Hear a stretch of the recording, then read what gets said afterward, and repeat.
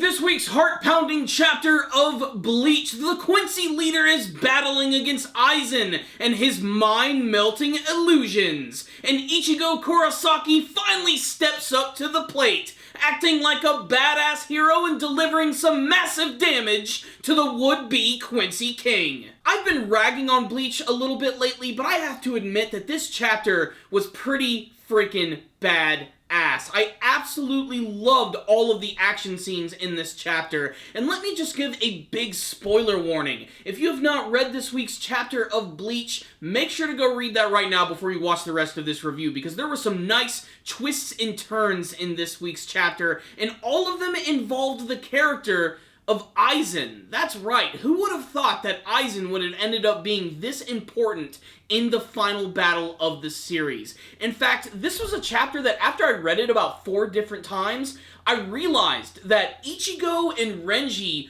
weren't even really there the entire time. Hell, Ichigo really doesn't even technically show up until the final couple pages of this week's chapter to deliver this amazing Getsuga Tensho right to the Quincy leader, basically just cutting him clean in half.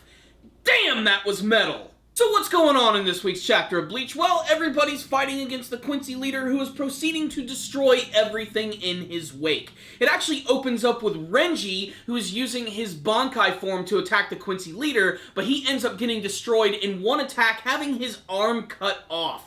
Right after that, we have Aizen, who decides to go on the assault using some Hado techniques, one which takes the form of a massive dragon, which is pretty damn awesome, but even he ends up getting attacked by the Quincy leader, getting thrown aside. And that's when we see the return of Ichigo Kurosaki, who appears from out of nowhere, missing an arm no less, getting attacked by the Quincy leader, being impaled with his arm going right through his stomach, and that's when you realize that this entire time, this has all been this elaborate illusion created by Aizen just so that he could get close enough to the Quincy leader so that the real Ichigo Kurosaki could sneak up right behind him and hit him with a big old Getsuga Tensho, cutting him in half in one of the coolest final panels I've seen of just about any Bleach chapter. My friends, that was an awesome scene, and it also made me rethink last week's chapter where we saw Ichigo's sword being broken. Was that simply an illusion? Was this something that Aizen just cooked up to mess with the Quincy leader's head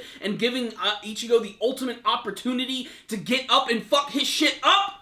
All I know is, that's awesome. What's the rundown on this week's chapter of Bleach? Aizen and Ichigo teaming up against the Quincy leader. That is pretty freaking awesome, and I didn't expect that it was going to go down that way at all. I loved the scene where the Quincy leader took his hand and went right through Ichigo, and suddenly in the next panel, it's Aizen holding on to him, and then suddenly you see Ichigo's sword just plow right through the Quincy leader's body. Damn, that was so freaking satisfying. The chapter has the gall to actually say that this could have been the final blow dealt in this battle. I think there's going to be a little bit more to this one. That being said, this was a satisfying chapter right here. I think one of the strongest elements of this chapter, without a doubt, has to be the artwork. All of the attack scenes looked really good and super shocking. The thing that's still a little weird though, and something like I said I had to read a couple more times, is just that it was a little confusing at first. Like, was Renji actually there? Did he actually have his arm cut off? I still believe that that was Aizen the entire time, actually using his Zanpakuto to mess with the Quincy leader's head, which I think is really cool because there was a point in the chapter where the Quincy leader told Aizen that his sword was starting to crack and break. This itself could have been just another illusion cooked up by Aizen, which I think is really damn clever on his part. And seeing him team up with Ichigo and Renji, or the illusion Renji, was pretty surreal to say the least. I thought it was really damned awesome.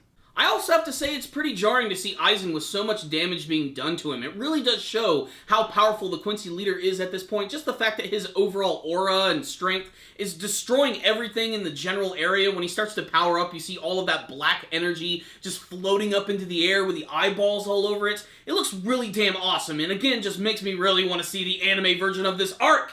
Oh please, Mr. Soul King, please give us a Bleach anime series when the manga concludes, which apparently is not going to be too far away. We're getting closer to the end of the series every single week, and I really cannot wait to see how they're going to wrap things up. I really hope that the battle between Ichigo and the Quincy leader goes on a little bit longer, because even though Ichigo did get a little bit of help from Aizen and that was really cool, I want to see Ichigo use all of his abilities to go up against the Quincy leader. I want him to do it with his very own power without anyone's help. I know that might seem a little weird, and at this point in the series, you might actually need all of these characters to start teaming up to go up against this guy. However, Ichigo is the main character, and I want to see him go out like a boss in the series. And that's not to say that that final panel wasn't cool. It was awesome. It really caught the Quincy leader by surprise, and that big attack at the end, the Getsuga Tensho, looked really destructive and awesome. I like that he stabbed him from behind and then activated the technique. It really added a lot of explosiveness to the end of this week's chapter, which frankly was just a really fun, action-packed read. I can't